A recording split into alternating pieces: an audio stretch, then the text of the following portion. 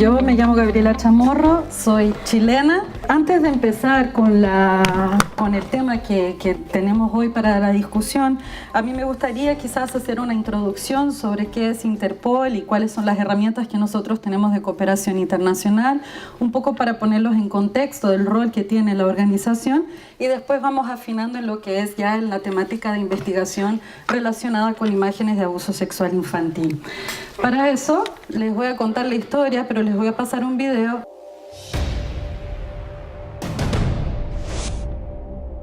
Interpol es una organización auténticamente mundial que actúa contra la delincuencia.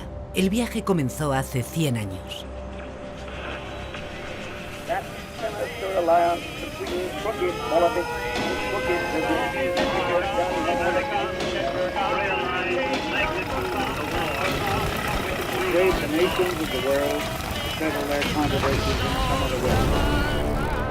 En 1914, en el primer Congreso Internacional de Policía Criminal, nace una idea.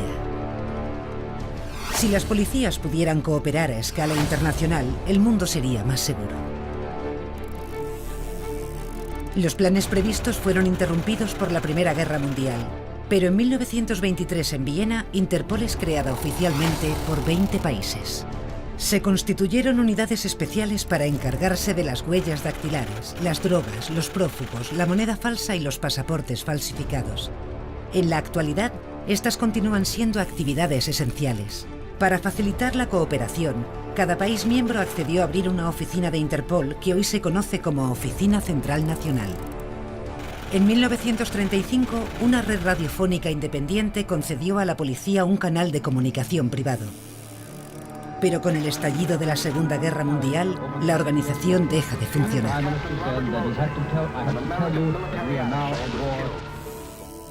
Tras la guerra, Interpol comienza su reconstrucción con una nueva sede en París y crea su herramienta emblemática, las notificaciones rojas, para alertar a los países miembros sobre personas buscadas por la justicia. Las notificaciones rojas son esenciales para localizar a prófugos internacionales y fueron las primeras de una serie de alertas que se distinguen por su color. El número de miembros de Interpol fue creciendo de manera constante a medida que más países se daban cuenta de la necesidad de la cooperación policial. La cooperación con las Naciones Unidas es cada vez más estrecha. El reconocimiento de la ONU en 1971 reforzó el estatus de Interpol, mientras que el papel de la organización en la lucha contra el terrorismo se ha puesto de manifiesto a través de las notificaciones especiales de Interpol y la ONU creadas en 2005 y de una resolución del Consejo de Seguridad de la ONU aprobada en 2014. En 1982 se creó una comisión especial para garantizar que la organización respetaba los derechos de las personas en materia de tratamiento de datos. En 1989, Interpol trasladó la sede de su Secretaría General de París a Lyon y abrió 7 oficinas regionales y oficinas de representación ante las Naciones Unidas y la Unión Europea.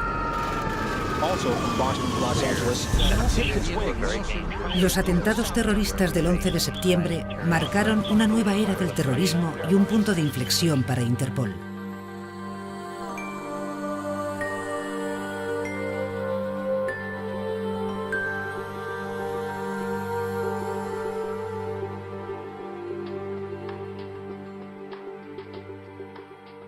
En respuesta a esos hechos, se abrió el Centro de Mando y Coordinación para proporcionar apoyo permanente a los países miembros, mientras que un sistema mundial de comunicación denominado I-24/7 permitía a las fuerzas policiales intercambiar mensajes de forma segura y acceder a las bases de datos de Interpol en tiempo real. También se creó una base de datos sobre documentos de viajes robados y perdidos para ayudar a descubrir delincuentes que tratan de cruzar fronteras. Las bases de datos constituyen el núcleo de la labor de Interpol y en ellas se guardan registros sobre artículos robados, desde vehículos a obras de arte, y también datos policiales como huellas dactilares y perfiles de ADN. A partir de ese momento, Interpol se volvió más operativa y empezó a enviar equipos de gestión de crisis para prestar ayuda sobre el terreno a las fuerzas policiales nacionales. Las operaciones de aplicación de la ley se centran, entre otros, en los delitos contra menores, la trata de personas, la falsificación de productos, el comercio de medicinas ilegales, el tráfico de drogas o los delitos contra el medio ambiente y en actividades como la búsqueda de prófugos. Interpol cuenta ahora con 190 países miembros, todos ellos dedicados a hacer del mundo un lugar más seguro. Pero los delitos siguen evolucionando y la nueva amenaza hoy en día es la ciberdelincuencia. El Complejo Mundial de Interpol para la Innovación, sito en Singapur, permitirá ayudar más eficazmente a la policía de todo el mundo a afrontar los retos que se avecinan.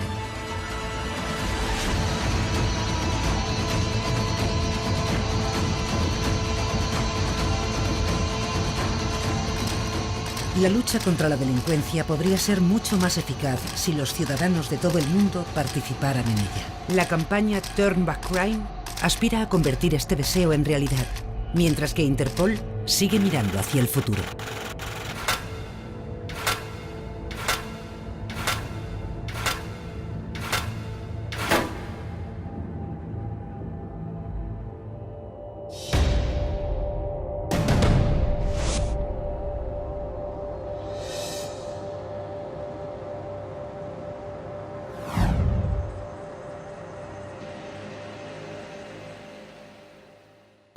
Solo una aclaración, si bien estamos hablando hacia el futuro, el video es del 2014, ya el Complejo Mundial de Interpol está construido y operativo, pero este video es el que trae un resumen sobre la historia de la organización, por eso lo quise compartir con ustedes. Si se fijan, nosotros tenemos presencia global y el objetivo que tenemos como organización es facilitar la cooperación policial internacional.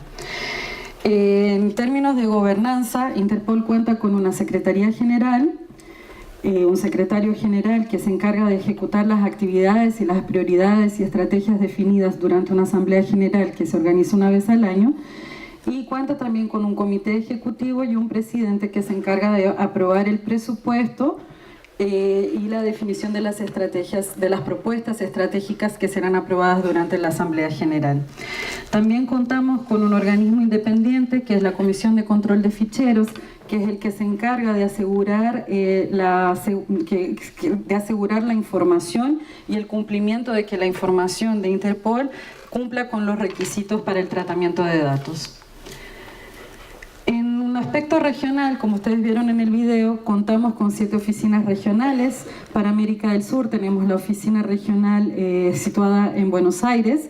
También tenemos una oficina regional para los países centroamericanos en El Salvador, además de 4 oficinas en África, en Abiyán, Nairobi, Yaoundé, Harare, una oficina de enlace en Bangkok y oficinas de enlace en Naciones Unidas y el Consejo y la Unión Europea.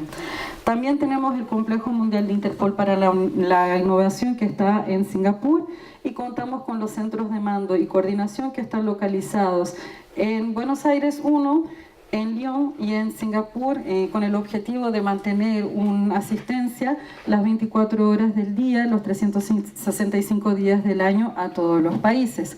Este centro de mando y coordinación no solamente presta asistencia en cuanto a la traducción de idiomas, pero también facilita la publicación de las notificaciones de Interpol que yo les explicaré más adelante.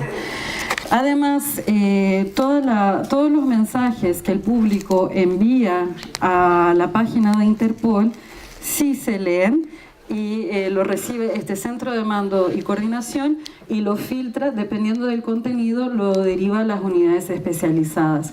Nosotros de la Unidad de Delitos contra Menores recibimos todas las denuncias que el público hace sobre páginas que vieron, sobre dominios que vieron o sobre alguna persona como creo que mi vecino está descargando material de abuso sexual infantil. Todas esas informaciones que se mandan al correo público de Interpol nos derivan a nuestra unidad y nosotros hacemos las verificaciones de la veracidad de la información y la derivación correspondiente al país, dependiendo de la actuación que nosotros podemos tener sobre esa información. Además, en un aspecto ya más nacional, cada país miembro de Interpol tiene una oficina central nacional. En el caso de Argentina, la oficina central nacional está dentro de lo que corresponde a la organización de la Policía Federal. Y el objetivo de esta Oficina Central Nacional es ser el punto de contacto nuestro a nivel nacional, con las unidades especializadas, con todas las autoridades nacionales. A su vez, nosotros cuando necesitamos una comunicación con alguna autoridad en un país específico, esa coordinación la debemos realizar a través de la Oficina Central Nacional. Los principales servicios que presta Interpol se refieren con la cooperación. Para eso, como vieron en el video, tenemos el sistema I-24/7, que es nuestro canal seguro para intercambiar información. Es decir, todos los mensajes que se intercambian entre oficinas centrales nacionales sobre movimientos migratorios, sobre consulta de alguna dirección o la publicación de las notificaciones o las bases de datos que nosotros tenemos, están integrados a este sistema seguro de información. El apoyo 24/7, el centro de mando y coordinación que yo ya les comentaba. También realizamos distintos entrenamientos conforme las necesidades que nos apuntan los países o acorde a los proyectos que estamos desarrollando. Tenemos también una unidad de análisis criminal que apoya con análisis para las regiones sobre algunos delitos. Están trabajando muy fuertemente en la parte de foreign fighters o delitos ambientales también. Estas son las áreas criminales establecidas por Interpol. Tenemos desde corrupción, delitos relacionados con sustancias químicas, robo de vehículos en el deporte, cibercrimen, tráfico de drogas, trata de personas, terrorismo, delitos farmacéuticos, de propiedad intelectual, de obras de arte, delitos contra menores, piratería marítima, delitos ambientales, delitos financieros. Las bases de datos que cuenta Interpol, tenemos algunas que son de propiedad, que es la base de datos de vehículos robados y la base de datos de obras de arte robadas. Tenemos la de armas y materiales peligrosos, es decir, sobre balística y sobre armamentos, ADN y huellas dactilares, una base de datos nominal, de documentos de viaje perdidos y robados que ustedes ya verificaron, y las imágenes de abuso sexual infantil. Yo les comentaba de las oficinas centrales nacionales y del sistema seguro de intercambio de información. El objetivo es que justamente las oficinas centrales nacionales prestan el servicio y compartan la información con las unidades correspondientes que realizan las investigaciones específicas. Es decir, lo que siempre recomendamos es que, por ejemplo, en puntos fronterizos se permita el acceso a la información relacionada con los documentos perdidos o robados, también los documentos nominales y dependiendo en puntos secos también relacionados con robo de vehículos. Además, Interpol cuenta con un sistema de notificaciones que es utilizado por los 190 países miembros de Interpol. Las notificaciones son solicitudes de cooperación o intercambio de información específico sobre algún hecho criminal o sobre alguna persona específica. Para publicar una notificación, la base legal es que tiene que tener un cumplimiento con el artículo 3 de la Constitución de Interpol, es decir, no debe tener inferencia con un aspecto relacionado político, militar, racial o religioso, y debe respetar también el artículo 2 que se refiere a la protección de los derechos humanos. Las notificaciones de Interpol son publicadas en los 4 idiomas oficiales de la organización, que es español, inglés, francés y árabe. Y es solicitado por la Oficina Central Nacional. ¿Por qué les estoy comentando de las notificaciones? Porque en muchos casos que nosotros hemos tenido de investigación, ya Franco les comentaba, en general, cuando nosotros investigamos este tipo de delitos, es imposible que se trabaje solamente desde un aspecto nacional y sí más bien tenemos que utilizar todos los recursos que nos ofrece la cooperación internacional. Y las notificaciones son algunos de ellos que yo les comentaré más adelante. Para publicar una notificación tiene que tener la calidad y la legalidad de la información y un interés y propósito claro de la cooperación. Eso también es otro aspecto que nosotros tenemos que tener en cuenta. La cooperación internacional es muy importante, pero tenemos que saber exactamente qué queremos y cómo podemos colaborar en un aspecto internacional. ¿Cuáles son los tipos de notificaciones de Interpol? Están definidos por colores. Cada color cumple con un objetivo específico de cooperación. La más conocida es la notificación roja, que es con fines de búsqueda y detención. Esto no es un mandato de arresto internacional, sino más bien es una solicitud de cooperación para que se haga un arresto preventivo y se pueda utilizar como para la extradición de la persona. Nosotros tuvimos un caso en el 2016 de una persona que fue arrestada, un ciudadano belga, que ya tenía una sentencia definida, pero se fugó de su país.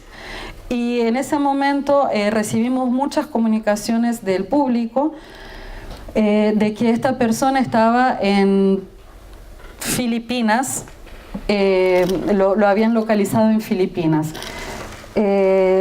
Trabajamos este caso junto con la unidad de fugitivos de Interpol y efectivamente esta persona estaba allá. Bélgica publicó una notificación roja y se hizo pública en la página de Interpol y por eso se logró identificar a esta persona. De hecho, estaba haciendo justamente una entrevista para trabajar en un colegio en ese país. Las notificaciones azules son como notificaciones de inteligencia porque lo que se busca es adquirir más información sobre un sospechoso, una víctima, algún testigo. En este caso nosotros ya hemos publicado algunas notificaciones azules. Tenemos un caso de un ciudadano mexicano que fue denunciado.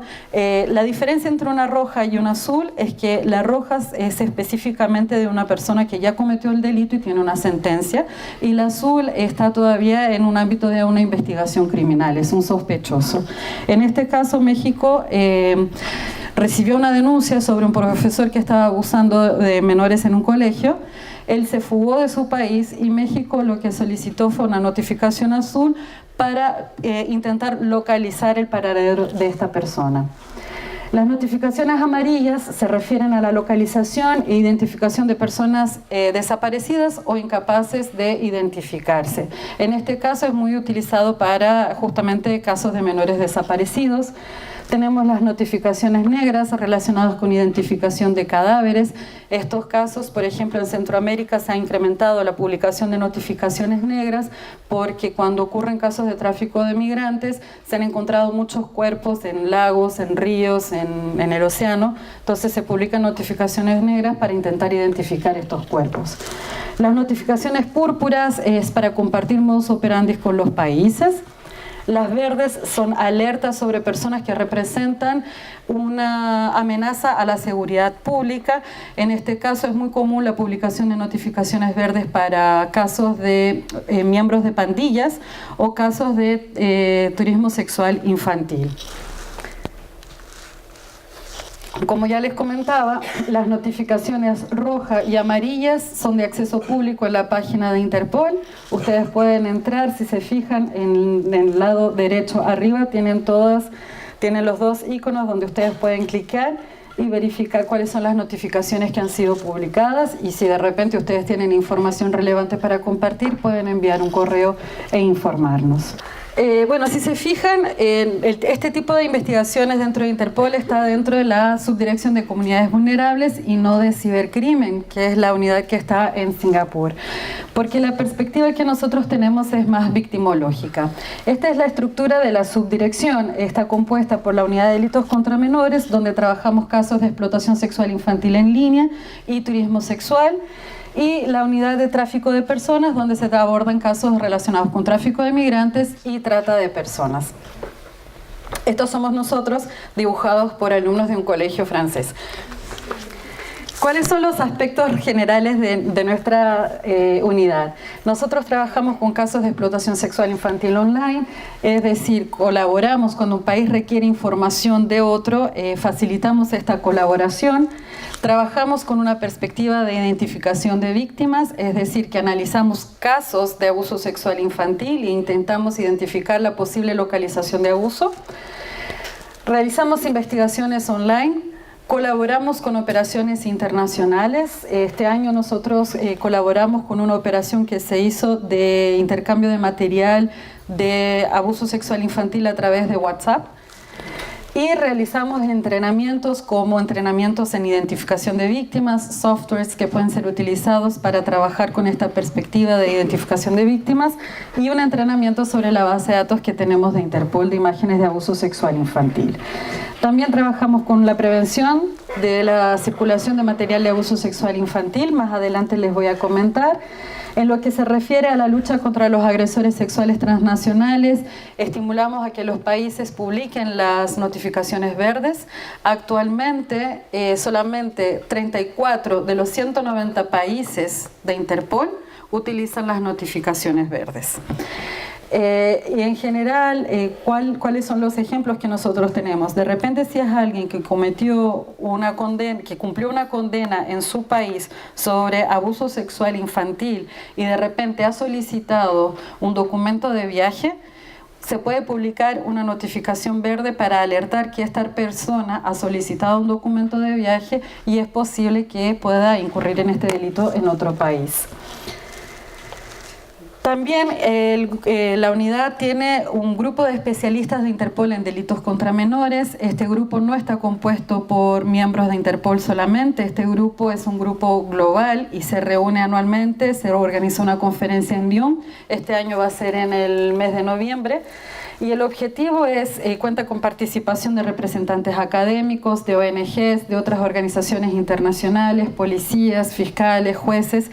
Y el objetivo es compartir información o buenas prácticas o estudios académicos que se han realizado con respecto a investigaciones de menores desaparecidos, tratados, a casos relacionados con producción de material de abuso sexual infantil y turismo sexual infantil.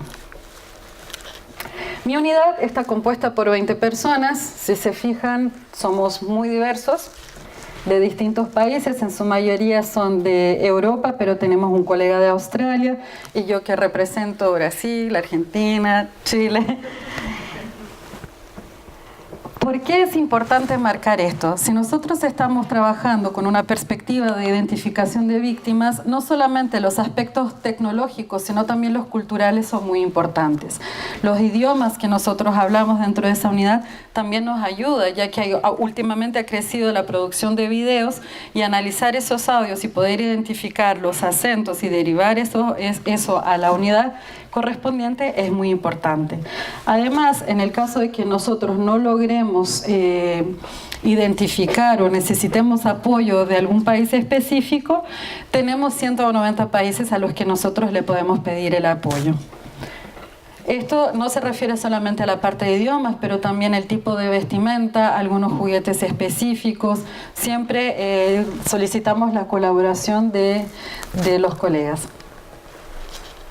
Actualmente la unidad tiene un plan de regionalización. Desde junio de este año se ha implementado las representaciones regionales localizada en Buenos Aires y trabajo con los países de América Latina. Tenemos 3 colegas que están en Bangkok para trabajar con el sudeste asiático y 3 colegas que están en Singapur para hacer el enlace con el complejo global de Interpol para el cibercrimen, para la innovación. Uno de los principales puntos que nosotros marcamos y que ya les vengo repitiendo y repitiendo y les voy a seguir repitiendo, en el año 2011 propusimos en la Asamblea General la aprobación de una resolución que llama a los países a que tengan una visión victimocéntrica sobre esta problemática. Para eso, lo que recomendamos es que se realice una recolección sistemática sobre este tipo de material, es decir, recomendamos que los países tengan bases de datos nacionales y colecten el material que han secuestrado en los allanamientos y pueden clasificarlos acorde a su legislación. Que se establezcan equipos nacionales que trabajen con la identificación de víctimas y que se conecten a nuestra base de datos internacional para que puedan interactuar con investigadores de otras partes del mundo. Estos son los 2 párrafos de la resolución. Además, como Interpol, nosotros integramos la discusión que resultó en la guía de Luxemburgo sobre terminología utilizada con relación a todo lo que refiere a explotación sexual infantil. Eso fue publicado el año pasado y contó con la participación de distintas organizaciones internacionales y ONGs. Y en este caso ustedes pueden ver, como ya venía marcando Franco, nosotros no nos referimos a pornografía infantil, sino material de abuso sexual infantil, o otros términos como prostitución infantil, nosotros nos referimos como explotación sexual infantil. ¿Pero qué es identificación de víctimas? Lo que nosotros buscamos es utilizar recursos visuales y digitales que nos permitan identificar la localización del abuso. Para eso utilizamos técnicas más tecnológicas, pero también técnicas tradicionales de investigación. ¿Por qué se necesita la visión de esta investigación centrada en la víctima? Porque la mayor parte de la producción que se ve de este tipo de material, de este tipo de contenido, es de un niño real que está siendo abusado. Además, muchas veces cuando logramos identificar la víctima podemos llegar al agresor también. Acá tenemos la declaración de una niña que justamente se logró identificar. Intentaba enviar mensajes a través de mis ojos por los lentes en la esperanza de que algún día una buena persona pudiera verlo y viniera a mí a ayudar. Es sacar justamente esa visión de que estamos hablando de imágenes, sino más bien estamos hablando de un niño real que está en una situación constante de abuso sexual. ¿Por qué trabajar con identificación de víctimas? En muchos países, esa ha sido una problemática que se ha identificado en Latinoamérica, en algunos países la evidencia se destruye o no se analiza el material. Se arresta a la persona, se secuestra el material, pero no se analiza ese material. ¿Y qué significa eso? Y ahora viene todo mi recurso, ustedes vieron las presentaciones de antes, mi PowerPoint no es tan moderno, y mis recursos tecnológicos tampoco. Pero si nosotros no analizamos ese material, lo que estamos negando es permitir localizar a algún menor que quizás no está siendo abusado en su país, pero en otro país. Entonces, al no analizar o destruir la evidencia, estamos mandando todo a la basura. Con esto, no quiero decir que Internet ha sido el gran villano de todo esto. La producción de material de abuso infantil existe desde mucho antes de Internet. Desde el advenimiento de las cámaras fotográficas ya habían representaciones, intercambio de imágenes de abuso sexual infantil. Como ven, son comportamientos que nosotros tenemos en la vida real y terminamos después tratándolos en la vida virtual. De esta forma, lo que sí ha colaborado Internet es con la abundancia y con la rapidez en que esa información se comparte. También lo que ya les comentaba Franco antes, el anonimato. Tenemos cada vez más la utilización de distintos proxies donde las personas pueden intercambiar material de forma anónima. Y inteligencia, porque participan en distintas redes, intercambian información entre ellos y también tienen acceso a los menores de otra forma. Hoy en día ya no es necesario el contacto físico, sino a través de las redes sociales pueden obtener mucha información sobre ese menor. Acá ustedes tienen un ejemplo en lo que yo me refería a abundancia y rapidez. Esta es una única imagen de una menor que fue abusada sexualmente. En el lapso de 2 años ustedes pueden verificar en el año 2004, 2006 cómo se distribuyó la imagen de esta menor. Es una única imagen. Y eso estamos hablando 2004-2006. Hoy en día ya tenemos más países con acceso a Internet. Entonces ustedes se imaginan, ella no fue victimizada solamente por el abuso en sí, sino fue revictimizada constantemente con la distribución de este material en todo el mundo. Acá ustedes tienen un ejemplo de lo que yo les comentaba de inteligencia. Este es un manual hecho por pedófilos donde comparten distintas formas de abuso, de captación de los menores. Cuando hablamos de abuso sexual infantil, nos referimos al abuso intrafamiliar y extrafamiliar. Ya les comentaba Franco de grooming, así que no les voy a hablar mucho. Compartir material de abuso sexual infantil online a través de distintos foros, como también ya les comentaba Franco. Tenemos los casos de los agresores sexuales itinerantes, de la explotación sexual comercial. Con esto me refiero a, por ejemplo, agencias de modelos. Tuvimos un caso recientemente, a principios de este año, en Costa Rica, donde había un fotógrafo que tenía una agencia de modelos. Los padres llevaban a las menores, le sacaban fotografías, le pagaban a este fotógrafo para que hiciera las fotografías. Lo que no sabían los padres es que mientras ellos esperaban afuera, cuando se hacía la sesión fotográfica, él abusaba de sus hijas y las amenazaba si contaba. Después la seguía llamando para distintas sesiones fotográficas y obviamente incurría en distintas situaciones de amenazas y de abuso. También tenemos, y esto ha crecido mucho, el live streaming, donde esto ha sido muy visto en países asiáticos, donde pedófilos entran a un chat y le piden a una persona que está en ese lugar con acceso al menor que realice distintas formas de abuso. Con esto traigo un poco la cuestión de la invisibilidad. En muchos países he escuchado, ¿no? La investigación de material de abuso sexual infantil es un problema invisible, nadie lo visualiza. Pero también lo que yo me pregunto es, las técnicas que nosotros utilizamos no es lo que nos permite que esto siga siendo invisible. ¿Qué me refiero con esto? Tenemos distintas fuentes de información y ya les venía comentando que nosotros estamos modificando nuestros comportamientos con más recursos tecnológicos. Es decir, hoy en día, cuando se recibe una denuncia de abuso sexual específico, nosotros tenemos la práctica de analizar los dispositivos digitales. Ya hemos tenido muchos casos que empiezan por una denuncia de abuso sexual y cuando se analiza ese material hemos identificado, por ejemplo, que es una familia pedófila, lo que nosotros decimos, y que compartía material por internet y que adquiría dinero con ese material que compartía. También las desapariciones. Tuvimos un caso muy conocido de un ciudadano australiano que viajó a Filipinas, secuestraba a menores de edad, las tenía encerradas en el sótano, torturaba de esas menores, las abusaba sexualmente y transmitía todo eso para obtener también dinero. Sobre estas menores nunca nadie preguntó, ¿no? Una de ellas justamente falleció. Agresores sexuales transnacionales. También nosotros tuvimos un caso donde un ciudadano alemán viajaba a los países del sudeste asiático, abusaba de los menores y después compartía material en distintas redes. ¿Qué nosotros tenemos para combatir? Lo que nosotros decimos es que si ellos actúan en redes y comparten inteligencia, nosotros también tenemos que ser capaces de actuar en red y utilizar inteligencia. Para eso tenemos una base internacional de imágenes de abuso sexual infantil. Esa base es accesible a través de nuestro sistema seguro de información.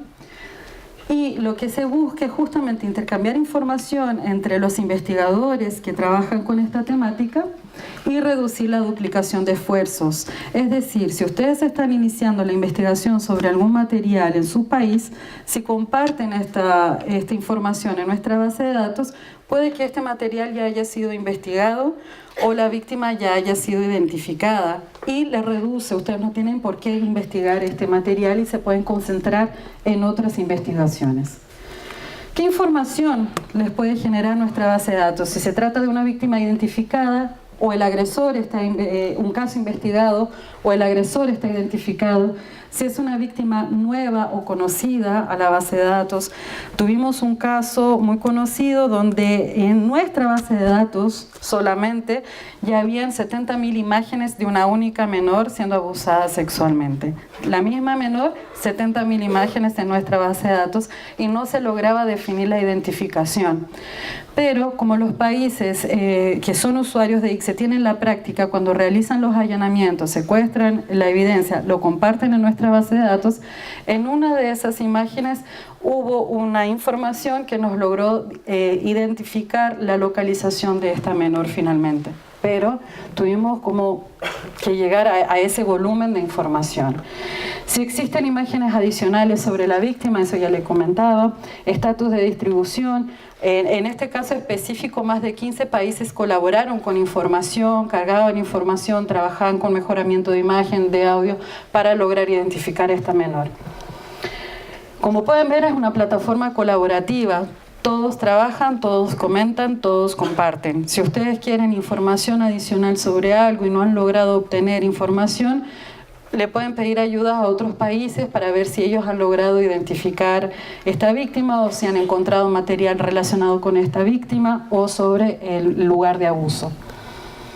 Actualmente tenemos 50 países conectados a Interpol, además de Europol y NECMEC, también tenemos usuarios que trabajan con nosotros. En América Latina estamos en un proceso de expansión del acceso a esta base de datos, pero inicialmente estamos realizando capacitaciones en identificación de víctimas. Actualmente tenemos Brasil, Argentina, Chile y Colombia que tienen acceso a la base de datos y a fines de este año vamos a lograr conectar a Guatemala y El Salvador también. A la fecha, esta base de datos existe desde el año 2002 y a julio de este año ya hemos logrado identificar 10.877 víctimas. Acá ustedes pueden ver las distintas nacionalidades. De Argentina contamos con 13 solamente. Y 5.183 agresores identificados. El caso que les mostraba Franco antes de Miguel Janco fue un caso que justamente nosotros recibimos el material en nuestra base de datos, hicimos el análisis de ese material y le preparamos un informe a Argentina para que pudiera iniciar la investigación. De esta forma, ¿cuáles serían los 8 pasos para la identificación de víctimas de abuso sexual infantil? Una, el menor es abusado sexualmente, el agresor toma fotos o graba videos, se comparte el material online, la policía descubre este material, la policía agrega el material a ICSE, la red de especialistas logra detectar la localización, el menor es identificado y deja de ser dañado por el agresor. Son 8 pasos ideales, pero tengamos en cuenta, yo les comentaba, somos 50 países solamente que están conectados a nuestra base de datos. Veamos todos los pasos que están acá. No se está compartiendo información suficiente todavía sobre esto. La visión que tenemos es que cada uno puede ser una parte importante para completar el puzzle. De esta forma, la visión también es siempre, empezamos con un aspecto global, vamos a un aspecto regional, pasamos a uno nacional, hasta poder llegar a lo local, que es la identificación del abuso. Para eso se requiere la cooperación en distintos niveles, es decir, la unidad especializada que tiene acceso a esta base de datos tendría que trabajar con todas las unidades correspondientes que reciben este tipo de información y poder compartirlos con la base de datos. De esta forma, nosotros trabajamos como con 3 niveles distintos de cooperación. Uno, lo que decimos primero y esencial, es que debe ocurrir una articulación a nivel nacional. Es decir, cada ente debe entender cuál es el rol que cumple durante el proceso de la investigación. Segundo, es la cooperación internacional, la conexión a la base de datos, la cooperación que ustedes requieren con otros países. Y otro aporte que nosotros también recibimos es la cooperación con el sector privado para el desarrollo de investigaciones en cuestiones específicas que ya les comentaba Franco. Además de esto, ya les comentaba de las actividades preventivas y todavía relacionado con la cooperación con el sector privado. Interpol cuenta con la lista de los peores dominios de Internet que contienen imágenes de abuso sexual infantil. El objetivo es bloquear estas páginas de Internet para evitar una revictimización o evitar más posesión y distribución de este material. Para eso trabajamos con las empresas de ISP y distribuimos esta lista a las empresas para que puedan aplicar filtros y que bloqueen este dominio. Acá ustedes tienen un ejemplo de cómo funcionaría. Cuando no ocurre el bloqueo, la persona pone el dominio y puede entrar tranquilamente a la página y acceder a todo este material y colectarlo. Cuando ocurre el bloqueo, la lista se detecta que es uno de los dominios y sale esta página. Esta página igual es adaptada según el país, con las informaciones que el país quiere poner también como herramientas de prevención o de ONGs o organizaciones gubernamentales que pueden prestar apoyo. También como herramienta preventiva, y qué bueno que la presentación de Franco tuvo varios aportes con respecto a la prensa. El año pasado, el grupo de especialistas de delitos contra los menores de Interpol publicó una serie de recomendaciones justamente para cómo se debe reportar este tipo de investigación, ya que nosotros vimos que en muchos casos la información no se comparte solamente en los foros, pero también simplemente leyendo en la prensa pueden definir las técnicas de investigación y los medios donde están siendo investigados. Eso, desde una perspectiva de identificación de víctimas, nos trae muchos problemas porque ya les comentaba el caso de la camiseta, lo que se logró identificar, todo. ¿Y eso qué termina generando? Que se estén produciendo cada vez más videos o imágenes donde no se logra obtener ninguna clave para identificar al menor.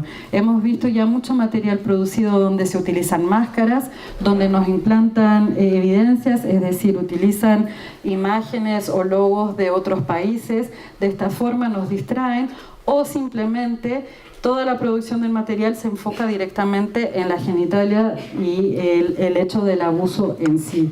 Y eso imposibilita poder identificar a este menor. Y cada vez más estamos viendo nuestra base de datos alimentada con este tipo de material sin que nos ofrezcan muchos recursos. Desde un punto de vista también digital, hemos visto también que los metadatos han sido adulterados o simplemente no hay información sobre metadatos que nos pueda ayudar en la investigación. De esta forma, para concluir, siendo reiterativa, no existen fronteras. Internet lo que complejizó fue un poco el concepto de territorio y el intercambio de información, también la celeridad del intercambio de información. Para eso tenemos que trabajar con la cooperación internacional. El material de abuso sexual infantil es una evidencia, es una escena de crimen y así debe ser analizado. Si bien hablamos de explotación sexual infantil online, lo que tenemos que tener en cuenta es que es un niño real que está siendo reiteradamente abusado. Para eso es importante que dejemos de contar el material, no importa la cantidad, importa que logremos identificar a esta víctima. Finalizo con este dibujo de Liniers que me encanta y el mensaje es bastante claro, ¿no? Presiona el botón para arreglar todos los problemas del mundo. Eso sería muy bueno, pero sería muy importante que reconociéramos el rol que nosotros tenemos y también que sepamos pedir ayuda. Muchas gracias.